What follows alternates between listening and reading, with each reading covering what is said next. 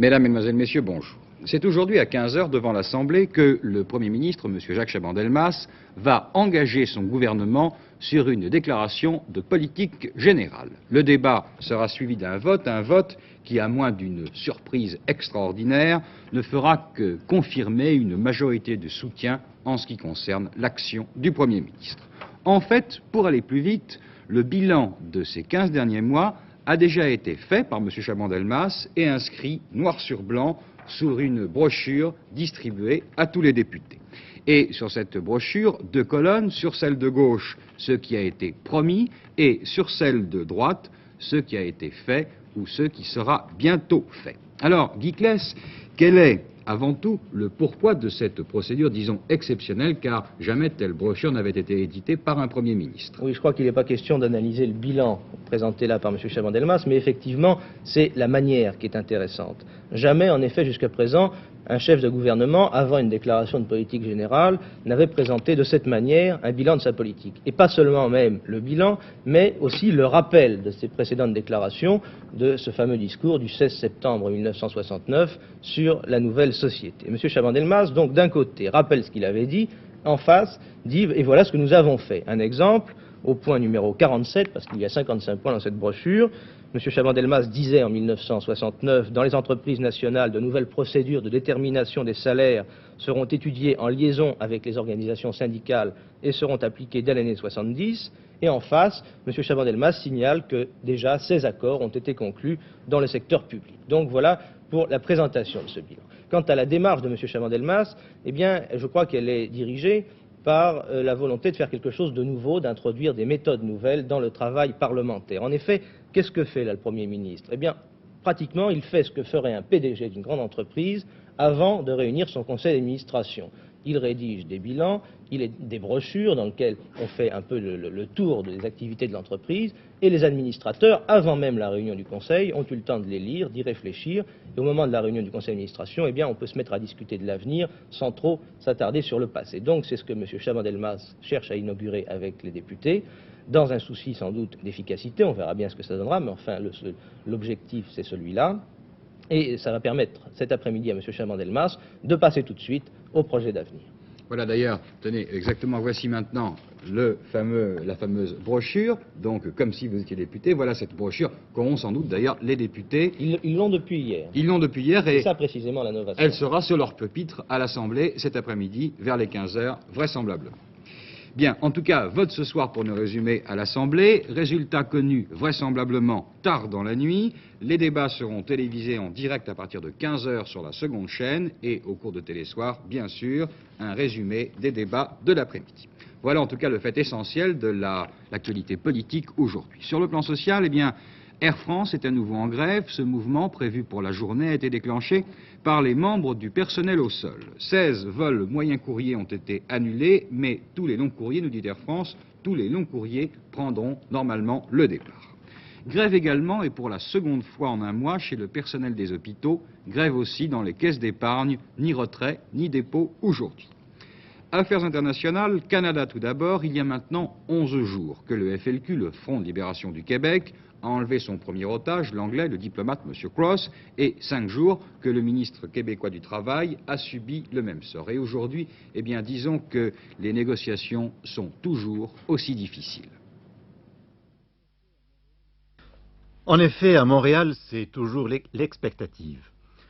On se demande quand et comment vont reprendre les négociations entre les autorités et le Front de libération du Québec. Pour l'instant, un point de procédure bloque les pourparlers. Le gouvernement voudrait que le représentant du FLQ, Maître Lemieux, vienne discuter à Québec. Maître Lemieux refuse de quitter Montréal.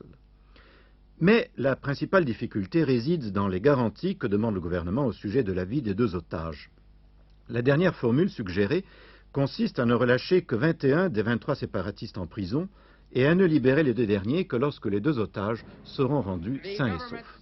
Mais Maître Lemieux juge ces garanties inutiles Dans une conférence de presse, citant les lettres de messieurs Laporte et Cross, il a fait ressortir que les deux otages reconnaissaient eux-mêmes que le FLQ ne pouvait se montrer plus précis sur la façon dont aurait lieu leur libération sans prendre de grands risques sur sa propre sécurité.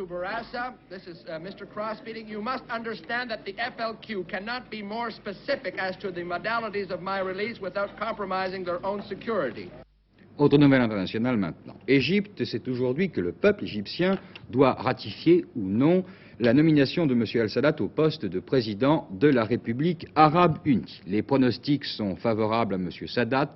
Clôture du scrutin ce soir à 17h. Jordanie, hier soir, le roi Hussein a tenu une conférence de presse à Amman. L'accord que nous avons conclu avec Yasser Arafat ouvre le chemin à l'édification d'une Jordanie plus moderne. En fait, cet accord, mené à son terme par le médiateur tunisien M. Lahram, réduit apparemment les prérogatives du roi Hussein au bénéfice des organisations palestiniennes. Les deux Algériens, faits prisonniers par les Israéliens il y a 2 mois, sont arrivés à Alger. Accueil relativement froid des autorités, peut-être et surtout en raison de l'explication assez étonnante donnée par les 2 hommes. Ils se seraient endormis dans l'appareil, auraient ainsi brûlé une étape en territoire arabe avant de se retrouver prisonniers en Israël. On peut se demander encore pourquoi personne ne les a réveillés, à moins qu'une main mystérieuse n'ait versé quelques soporifiques dans le jus de fruits des 2 diplomates algériens. Sicile, à Reggio de Calabre, encore des blessés. En effet, la police italienne a employé les grands moyens puisqu'elle a fait débarquer dans la ville 1 millier d'hommes en une véritable opération de commando. Ce sont en effet maintenant 10 000 policiers et carabiniers qui sont installés en renfort à Reggio de Calabre, secoués depuis plus de 3 mois par de violentes émeutes. Les forces de l'ordre ont cependant le plus grand mal à procéder à un quadrillage efficace de la ville, plongée dans un inextricable chaos. Des débris de toutes sortes jonchent les rues, et c'est à coups de bulldozers que l'armée doit détruire les barricades, dont certaines sont construites en béton. Si la journée d'hier a été relativement calme, la soirée a été marquée par de nouveaux incidents qui ont fait 3 blessés. Aujourd'hui, le Parlement italien se penche sur le problème de Reggio, dont les habitants vont peut-être à cette occasion s'apaiser. Cela risque cependant de provoquer la colère de ceux de Catanzaro, la ville rivale, qui n'entendront pas que leur ville soit maintenant dépossédée du titre de capitale de la Calabre. Un télégramme que je reçois à l'instant de Stockholm. Le prix Nobel de médecine 1970 a été attribué au professeur Bernard Matz de Londres, Ulf von Euler de Suède et Julius Axelrod, USA. Aujourd'hui à Paris, M. Georges Pompidou préside un conseil interministériel qui intéresse plus particulièrement les quelques 4 ou 5 millions d'automobilistes et de Parisiens que nous sommes. Et dans quelques minutes, en direct, un compte-rendu à ce micro d'Alain Cancès. En marge, en tout cas, des problèmes de la circulation et de l'automobile, un procédé nouveau va sans doute permettre de secourir plus rapidement certaines victimes des accidents de la route. Les techniciens de la radiologie viennent en effet de mettre au point un tout nouveau procédé d'examen ultra rapide en lumière ambiante et non en chambre noire comme à l'accoutumée. Et cette main, qui se trouve derrière moi, a été photographiée de la sorte. Alors, ce système est déjà en fonction à l'hôpital de Gonesse, et Pierre Delgado et Jacques Delarue assistaient aux premières consultations faites grâce à cet appareil. Docteur, nous sommes aujourd'hui à l'hôpital de Gonesse et nous sommes ici pour voir un nouveau procédé de radiographie. Pourriez-vous nous en donner l'explication? En fait, il s'agit plutôt d'un nouveau procédé de développement, car les procédés de développement ont évolué parallèlement au progrès des techniques radiologiques. Comme vous le voyez, nous travaillons actuellement en télécommande, télévision et pose-mètre automatique qui permettent une exposition régulière et correcte des films. Le développement se fait avec des machines automatiques qui, en 90 secondes, délivrent des films secs et correctement développés. De ce fait, la vie des laboratoires a complètement changé. Le développement manuel nécessite en effet des techniciens expérimentés, capables de suivre les films en cours de développement et de rattraper une exposition incorrecte. Actuellement, il suffit de passer les films dans la machine sans aucune surveillance. Ainsi, dans le service, chaque technicienne va elle-même décharger ses cassettes et les mettre en machine. Avec les films ordinaires, il faut donc sans cesse passer des salles éclairées de télévision au laboratoire obscurci, dont une somme importante de fatigue dans la journée. L'apparition des nouveaux films, Highlight, va permettre de revoir entièrement ce problème en supprimant définitivement ce laboratoire qui en fait n'en est plus un.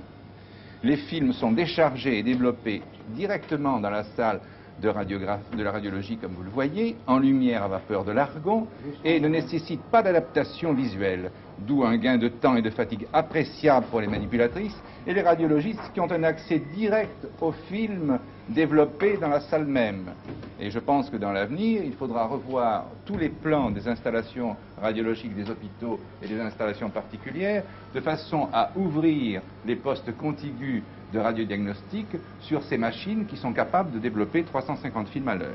Je voudrais savoir, docteur, est-ce que c'est le premier service en radiologie qui fait ça? Oui, c'est le premier service qui expérimente cette nouvelle méthode. C'est une nouvelle méthode basée sur de nouveaux films. Nous en espérons beaucoup. Pour le moment, ce qui est remarquable pour nous, c'est de pouvoir travailler dans cette lumière à l'argon. Après, tout va se modifier et puis c'est l'expérience qui amènera de nouveaux progrès. Diagnostic immédiat, donc. Jean-Michel Lelio, les sports maintenant, le football bien sûr, et puis une nouvelle qui demande à être vérifiée, le comeback, le retour en quelque sorte du boxeur Cassius Clay. Oui, celui qui est considéré comme l'un des plus grands champions de l'après-guerre, en tout cas peut-être l'un des plus grands aussi de l'histoire de la boxe, Cassius Clay, qui n'a pas boxé depuis 1967 pour insoumission. Il a refusé de faire son service et de partir au Vietnam. Remonterait sur le ring. On attend évidemment le coup de gong du premier round pour être effectivement certain que Cassius Clay reprend une carrière. En tout cas, le match est prévu pour le 26 octobre. Vous le voyez ici arriver justement à Atlanta. Ce qui est un peu étonnant, c'est qu'Atlanta, c'est un État sudiste, en Géorgie.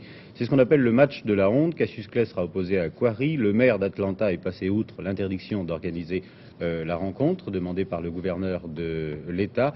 Et normalement, cette rencontre aura bien le 26 octobre et retransmise dans tous les États-Unis en circuit fermé. En ce qui concerne le golf, on va beaucoup parler de golf cette semaine parce qu'il y a un tournoi des champions très important à Saint-Nom-la-Bretèche. Eh bien, le tirage au sort a déjà désigné les rencontres qui commenceront demain à partir de 12h30. L'Italien Bernardini sera opposé à Gary Player, l'un des meilleurs joueurs du monde. Floyd, l'Américain, à Charles, le Néo-Zélandais. Sota, l'Espagnol, à Jacqueline, le Britannique. Et Palmer, l'Américain, ce sera difficile, à Garayald, le Français récent vainqueur du tournoi Volvo de Suède. En ce qui concerne le football, car c'est évidemment la plus grande actualité sportive de la journée, en Coupe des Nations, Pologne bat Albanie 3-0, Suède et R font match nul 1 partout à Dublin, Yougoslavie bat Luxembourg 2-0 sans difficulté à Luxembourg, et le Portugal, vous allez voir une image d'ailleurs, voilà le but de Jacinto, le Portugal a battu le Danemark par 1-0. Revenons en France. Dans l'Hexagone, il y avait hier plusieurs rencontres, 5 au total. Comptant pour la 11e journée du championnat, il y en aura encore 3 samedi et 2 dimanche. L'une d'elles opposait Marseille à Sochaux, 35 000 spectateurs, beaucoup de monde. Le premier contre le second, c'était une affiche qui a priori valait le déplacement. Elle devait en tout cas permettre aux 36 000 spectateurs présents hier soir d'être mis en condition pour 90 minutes afin d'assister à cette confrontation entre l'Olympique de Marseille à gauche, maillot sombre, et le Football Club de Sochaux en maillot clair. Dès le coup d'envoi par Bonnel, Kweku et Magnusson, l'attaque marseillaise bousculait la défense sochalienne et il fallait à Batman s'employer à fond sur des tentatives au but assez pressantes. Cette pression trouva une première conclusion logique à la 12e minute lorsqu'une offensive de Kweku permettait à Skoblar de servir Bonnel dont le tir trompait Batman. Cette première offensive victorieuse faillit être suivie d'une seconde immédiatement après, mais la barre transversale suppléait l'excellent gardien de but Doubiste.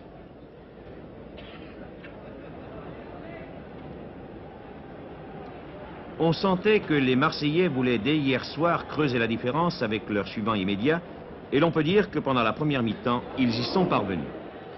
Ils y parvenaient d'autant mieux qu'à la 35e minute, sur un slalom de Magnusson, un centre de Novi, le tir de Skoblar repoussé par Batman voyait le contre de Kweku terminer sa course au fond des filets. 2-0 était le score à la mi-temps, mais l'équipe phocéenne était alors parfaitement consciente de la valeur de l'équipe adverse. Cela d'ailleurs allait se confirmer à la reprise. En effet, si la première mi-temps fut olympienne, la seconde en revanche fut nettement sochalienne. Cette emprise sochalienne fut concrétisée par Melik à la 57e minute où, parti de loin, son tir tendu réduisait la marque, alors que la défense marseillaise sur cette action de jeu n'était pas exempte de tout reproche. Ce but relançait la partie qui jamais n'a atteint les hauts sommets, mais le résultat final n'était pas encore connu. Par Watteau, un des meilleurs hommes sur le terrain, et Melik, voire Georges Lèche, la défense marseillaise avait énormément de mal à contenir en fin de rencontre les assauts des Sochaliens. À moins de 5 minutes de la fin de cette rencontre, un accrochage dans les 18 mètres entre Odoul et Le Chantre était sanctionné par M. Wurtz d'un pénalty que Lèche convertissait en but. Égalité de but partout, l'Olympique de Marseille pour la première fois a été accroché sur son terrain, et ce par une équipe qui ne s'est jamais avouée battue. 5 rencontres, je vous disais tout à l'heure, à part celle que nous venons de voir. Nantes et Metz, match nul, 1 but partout. Nancy et Reims, 2-2. Et Strasbourg a battu Red Star, 2-1. Et l'autre rencontre importante de cette 11e journée, c'était à Saint-Étienne, où Saint-Étienne, Paul Laporte nous en parle maintenant, était opposé à Nice. Je crois que nous allons rejoindre tout de suite Saint-Étienne, du moins Lyon. 10 000 spectateurs hier soir à Saint-Étienne pour suivre Saint-Étienne-Nice et un départ très rapide des champions de France, 2 buts dans les 10 premières minutes. Robert Herbin qui tient à se distinguer devant les Niçois et Keita qui exploite une très bonne passe de Samardzic. Ce n'est pas terminé, nous en sommes à la 3e minute de jeu. Long centre de Saramagna, un cafouillage de la défense niçoise qui renvoie très mal cette balle et Keita de la tête remet en arrière sur l'arqué qui fusille imparablement Marchetti. Nous sommes à la 9e minute, 2-0 pour Saint-Étienne. Et ensuite, les Stéphanois vont subir le match, subir la pression des Niçois. Argyrodis va adresser un tir à Carnus, mais ne surprendra pas le gardien stéphanois très vigilant. Argyrodis qui d'ailleurs sera expulsé un quart d'heure de la fin. Les Niçois se reprennent très bien en deuxième mi-temps et vous allez pouvoir le constater, ils vont inquiéter à différentes reprises Carnus. Chorda qui se paye le luxe de tirer au but. Et dans quelques instants, Fioroni, après ce corner, bien dégagé une nouvelle fois par la tête de Robert Herbin, va adresser un tir qui ne surprendra pas Carnus, mais qui sera repoussé par le poteau. Voici l'action. Le tir de Fioroni de 20 mètres. Carnus était quand même un petit peu à la part. Une action similaire après ce coup franc. Balle récupérée par Goyvarts, le Niçois. Et c'est la contre-attaque. Fioroni, là, va devancer la sortie de Georges Carnus et marquer imparablement. 2-1. À 3 jours du match contre Marseille.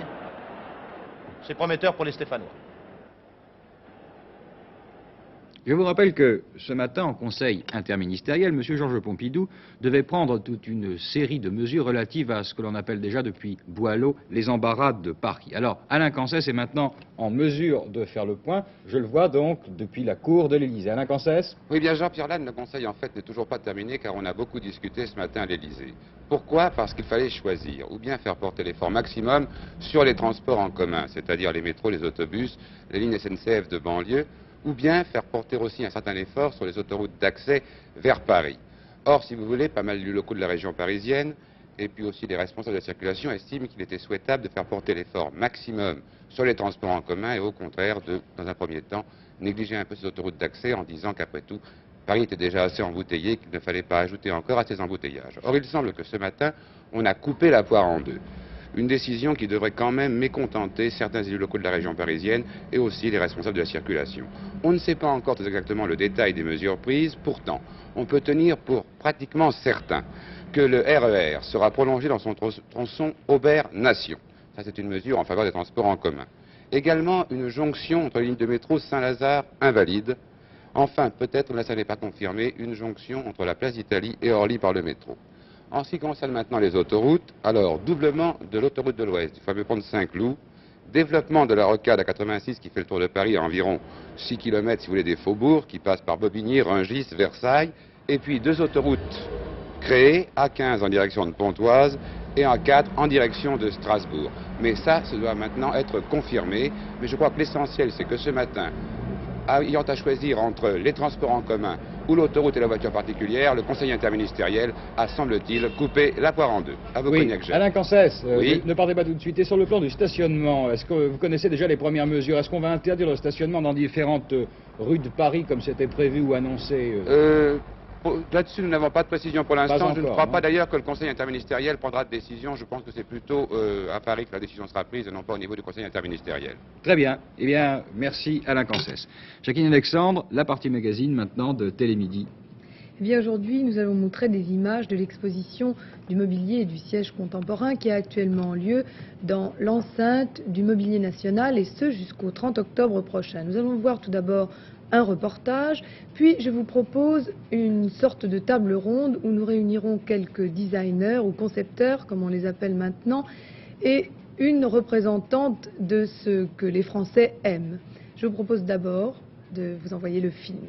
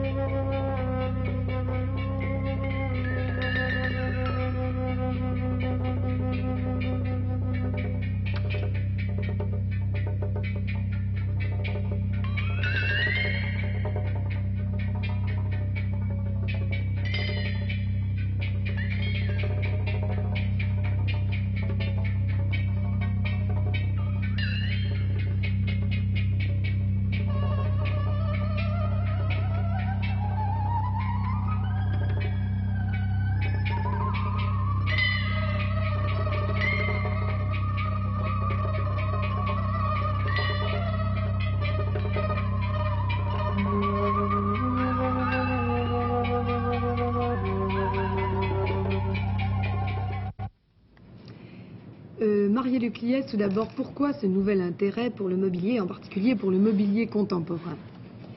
Je crois que c'est venu tout simplement. Il y a eu en France deux guerres épouvantables et puis après des difficultés de logement. Maintenant, on commence un petit peu à pouvoir regarder autour de soi et à pouvoir s'occuper du mobilier. Mais pourquoi le mobilier contemporain? On arrive en face d'un F2, d'un F3 et d'un F4. Et à ce moment-là, on s'aperçoit qu'on ne peut pas exactement vivre comme autrefois. On a besoin de tables, bien sûr, de chaises, mais on a encore plus besoin de s'asseoir, de dormir, de prendre des repas. Et à ce moment-là, on cherche autour de soi les solutions qui ont pu être apportées récemment dans ce domaine. On ne veut plus de salle à manger, par exemple. On a besoin d'une table qui c'est pas plie dans qu'on la en veut journée. plus, c'est qu'on ne peut plus. Il n'y a plus vraiment la place pour avoir une grande table et tourner autour. On est obligé d'avoir des tables rabattantes ou des coins repas ou des coins living et des lits superposés. Et je crois que c'est à ce problème profond vraiment de s'équiper pour vivre confortablement et pour vivre dans son temps, pour vivre avec son époque. Jean-Claude Maugirard, vous êtes concepteur. Est-ce que vous croyez vraiment que vous apportez avec le mobilier contemporain une solution justement à ce besoin de meubles fonctionnels? Tout au moins on essaie. Ce qu'on peut voir d'après ces expositions, qui malgré que ce soit des meubles édités déjà, donc on peut trouver dans le commerce normalement, c'est peut-être des prototypes pour un nouvel art de vivre, c'est peut-être un grand mot. Mais on essaie de donner des outils aux gens. C'est-à-dire qu'au lieu d'avoir des objets que l'on considère en tant que tels, c'est-à-dire une chaise, elle est belle, elle est merveilleuse, mais avant tout, elle a peut-être une fonction. Markel dira peut-être tout à l'heure qu'il y a autre chose en plus de la fonction, et c'est certain. Mais on essaye de donner des outils. C'est-à-dire qu'un siège ou un meuble, c'est avant tout une chose que l'on doit pouvoir utiliser, qu'on doit pouvoir modeler en fonction de l'usage que l'on en a. C'est-à-dire évoluer avec la famille quand la famille évolue. Enfin, ce sont des problèmes qui nous tiennent à cœur pour donner non plus, si vous voulez, un sens de musée à la maison, c'est-à-dire que ce soit ou les sièges anciens, ou les meubles anciens, ou les meubles modernes, donc des choses que l'on admire parce que ce sont de beaux objets, mais en plus de ça, d'avoir des fonctions d'utilisation précises et modulables. Markel, oui. Qu'en pensez-vous? Moi, je pense qu'il y a un phénomène tout à fait extraordinaire et remarquable qui est attesté par la présence de la Maison de Marie-Claire ici. C'est un journal qui a éclaté par le nombre et qui prouve que tout à coup, le public s'est passionné pour le mobilier contemporain, pour les formes nouvelles. Et ce phénomène, je le trouve tout à fait encourageant. C'est le signe d'une France différente, d'une France beaucoup plus jeune, plus naturelle, plus simple. Qui a envie de vivre différemment. Qui a envie de vivre différemment, qui veut plus se servir de son environnement, à la fois pour se rassurer, ou bien pour paraître, pour dominer, mais qui a envie de vivre d'une façon toute simple, gaie, fraîche.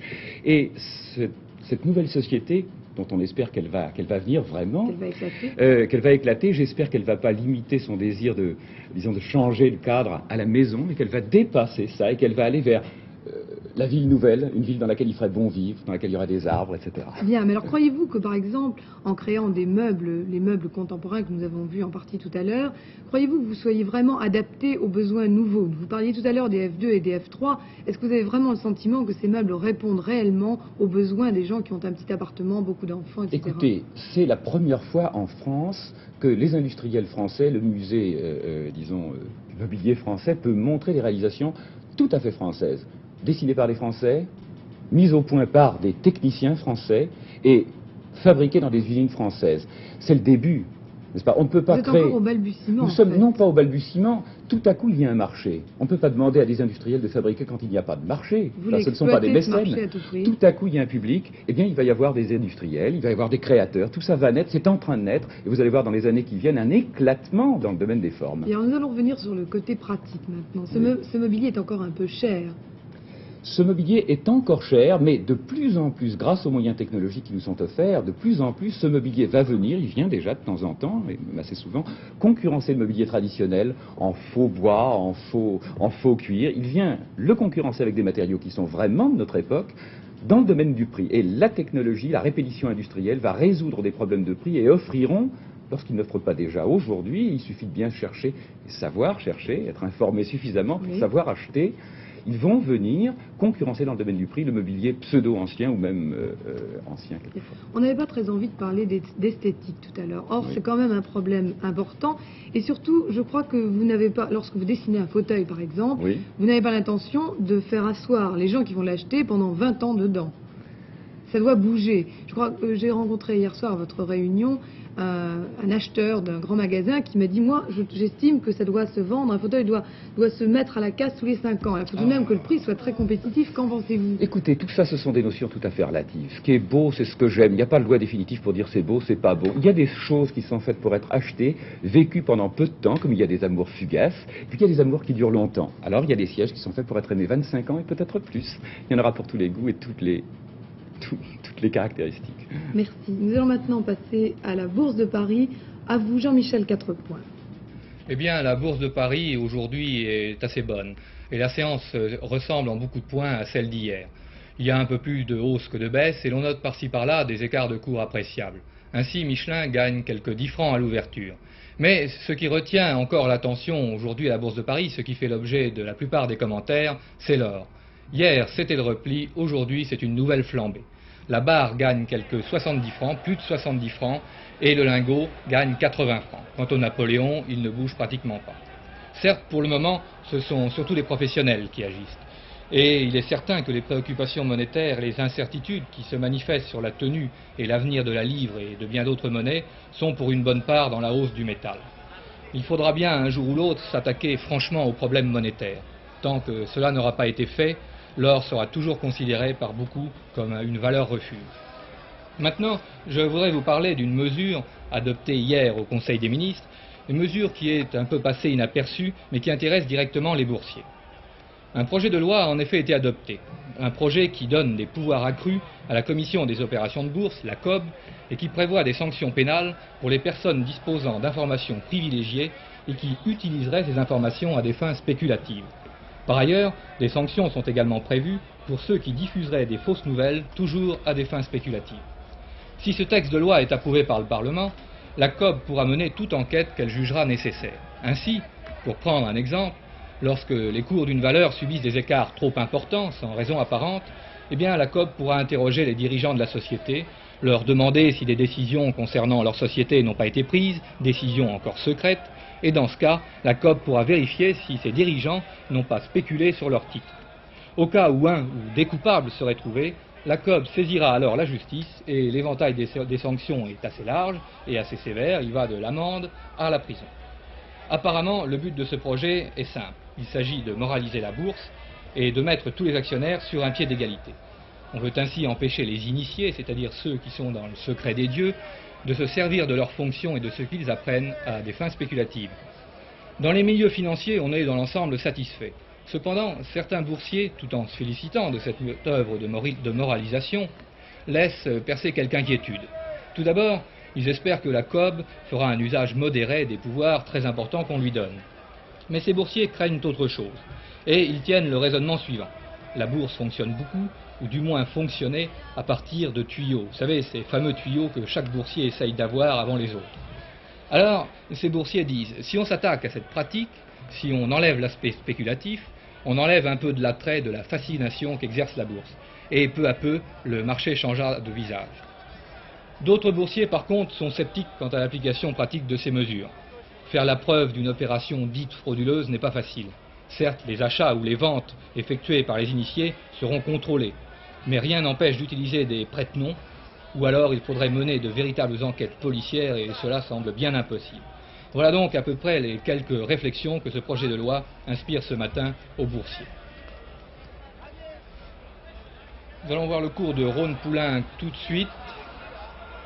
Rhône-Poulenc qui gagne 3,50 francs. La première société française privée a donné aujourd'hui de bonnes nouvelles à ses actionnaires.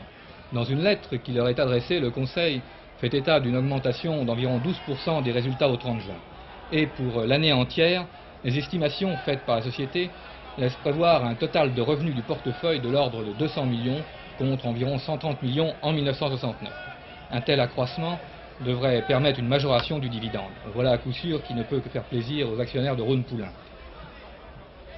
Usine Kuhlmann gagne 1 franc. Sogérap en léger repli. Les pétroles ne sont pas très bien tenus ces dernières semaines. La télémécanique gagne 5 francs. Vous voyez, il y a quand même quelques écarts de cours. Dupont de Nemours, 5 francs. Nous allons passer maintenant, comme chaque jeudi, le tableau des SICAV, qui sont dans l'ensemble en légère hausse. Et au sujet des SICAV, je voudrais vous signaler 3 nouvelles venues dans le club des SICAV. Tout d'abord, la Société anonyme de gestion financière de valeurs mobilières, créée sous le patronage des Assurances Générales de France. Ensuite, l'immobilière Sélection Internationale du groupe Suez et de l'Union des Mines. Et enfin, dernière venue, la Société de gestion privée. Quant au Pinet, eh bien, le Pinet gagne quelques fractions. Il s'inscrit à 164 francs 90 contre 164 francs 40 hier. C'était la Bourse de Paris. À vous, Jacqueline Alexandre. Merci, mesdames, mesdemoiselles, messieurs. Je vous remercie de nous avoir suivis aujourd'hui. À demain.